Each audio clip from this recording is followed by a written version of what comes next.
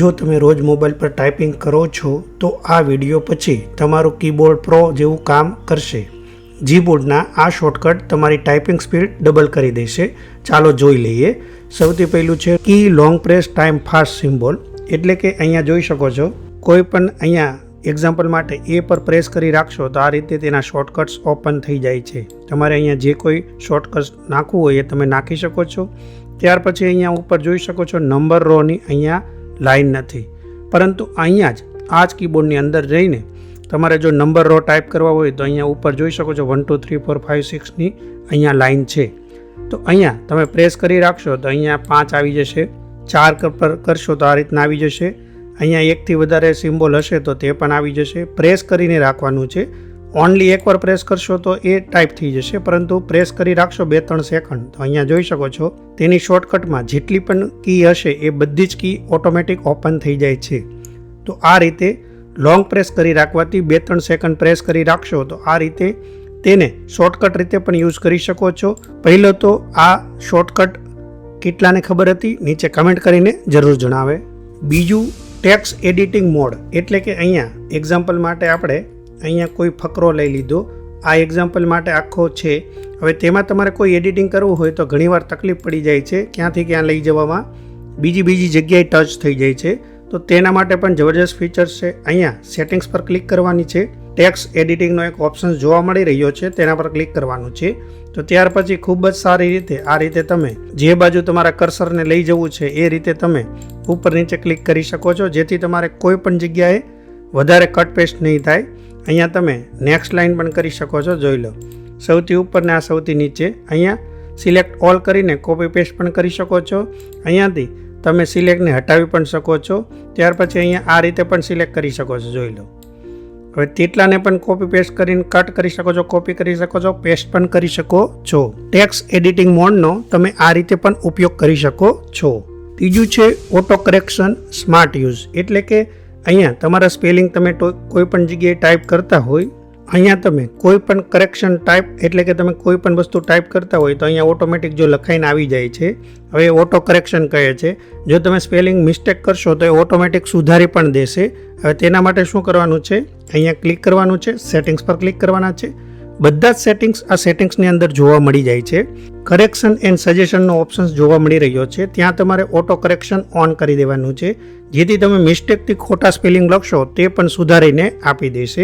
અહીંયા તમે એક્ઝામ્પલ માટે અહીંયા કોઈ ખોટો સ્પેલિંગ લખો છો તો અહીંયા જોઈ શકો છો આગળનો સ્પેલિંગ ઓટોમેટિક એ સુધારીને આપી દેશે અને સજેશન પણ કરી દેશે.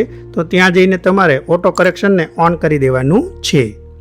ચોથો ઓપ્શન છે, અહીંયા જોઈ શકો છો અત્યારે હું ડોટ કરું તો ઓટોમેટિક સ્પેસ આવી જાય છે. અહીંયા હું અલ્પવિરામ કરી તો પણ સ્પેસ આવી જાય છે.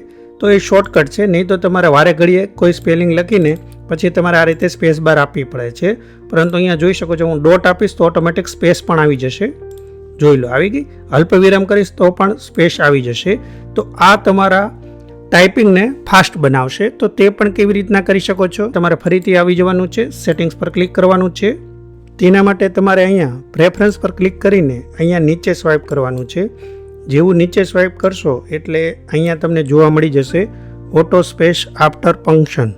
તેને તમારે અહીંયા ઓફ હશે તો તમારે ઓન કરી દેવાનું છે, તો ત્યાં ઓટોમેટિક સ્પેસ લઈ લે છે. પાંચમું છે હોલ્ડ સ્પેસ મૂવ કર્સર, એટલે કે એક્ઝામ્પલ માટે કોઈ તમારી પાસે આ રીતે કોઈ ફકરો છે. હવે તમારે અહીંયા ઉપર નીચે જવું છે તો અહીંયા તમારે શું કરવાનું છે, સ્પેસ બાર પર ક્લિક કરીને આ રીતે લેફ્ટ સાઈડ લઈશો તો ઉપર જોઈ શકો છો કર્સર જુઓ, આ રીતે જે બાજુ લઈ જશો એ રીતે સ્પીડથી જાય છે.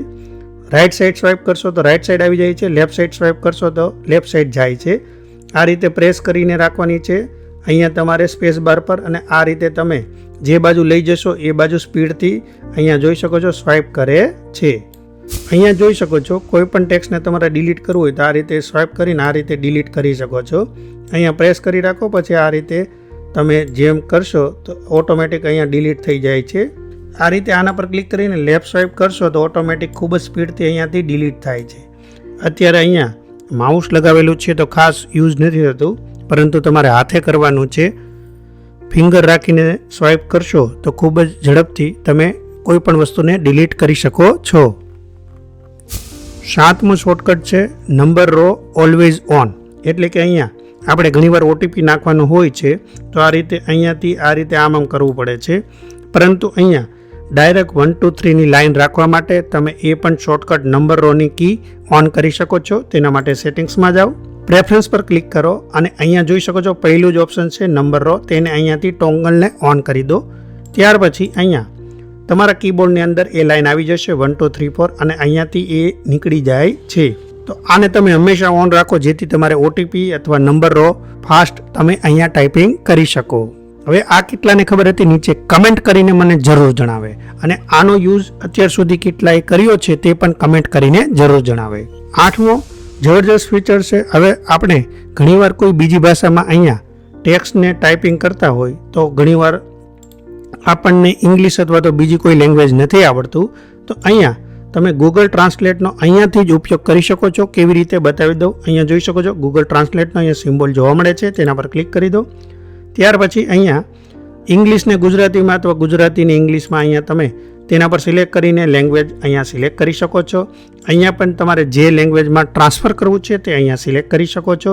આપણે એક્ઝામ્પલ માટે ઇંગ્લિશને અત્યારે ગુજરાતીમાં કરી દઈએ તો અહીંયા જોઈ શકો છો આ રીતે તમે લખી દેશો હાય હેલો, તો અહીંયા ઓટોમેટિક ગુજરાતીમાં ટ્રાન્સલેટ થઈ જાય છે. તમારે ટ્રાન્સલેટ કરવાની જરૂર નથી, સીધો જ અહીંયાથી આ રીતે મેસેજ કરી શકો છો, કેમ છો. તો અહીંયા જો ઓટોમેટિક અહીંયા આવી ગયું છે. હવે તેને ડાયરેક્ટ અહીંયાથી તમે ટ્રાન્સફર કરી શકો છો. અહીંયા મેં સ્પેસ નથી છોડી એટલે આ રીતે છો આવી ગયું. બાકી હવે તમે આ રીતે કરશો તો અહીંયા જોઈ શકો છો આવી ગયું છે કેમ છો, અને અહીંયાથી ડાયરેક્ટ તમે ટ્રાન્સફર કરી શકો છો મેસેજને. ઓટોમેટિક અહીંયા ટેક્સ્ટમાં ટ્રાન્સફર થઈ જશે. તમારે ગૂગલ ટ્રાન્સલેટમાં જઈને ટ્રાન્સલેટ કરવાની જરૂર નથી. ડાયરેક્ટ તમારે તમારી ભાષામાં અહીંયા કોઈ પણ ટેક્સ્ટ લખશો તો ઓટોમેટિક તમારે જે ભાષામાં ટ્રાન્સલેટ કરી દેવું છે તે ભાષામાં ટ્રાન્સલેટ થઈ જશે, અને અહીંયાથી તમે ડાયરેક્ટ મેસેજ કરી શકો. આમાંથી તમને કેટલા ફીચર્સ વિશે જાણકારી હતી અને કેટલા ફીચર્સ વિશે નહોતી તે મને નીચે કમેન્ટ કરીને જરૂર જણાવે. આ કીબોર્ડનો પાર્ટ 2 છે. પાર્ટ 1 તમે ના જોયો હોય તો આ વિડીયોને પૂરો કર્યા પછી પહેલો પાર્ટ જુઓ, તેની લિંક ઉપર આઈ બટન અને નીચે ડિસ્ક્રિપ્શનમાં આપી દઈશ. આવા જ બીજા વિડીયો જોવા માટે ચેનલને સબસ્ક્રાઇબ કરી બેલ આઇકોન પર ક્લિક કરવાનું ના ભૂલો, તેથી આવા નવા વિડીયોની નોટિફિકેશન સૌથી પહેલાં તમને મળી શકે.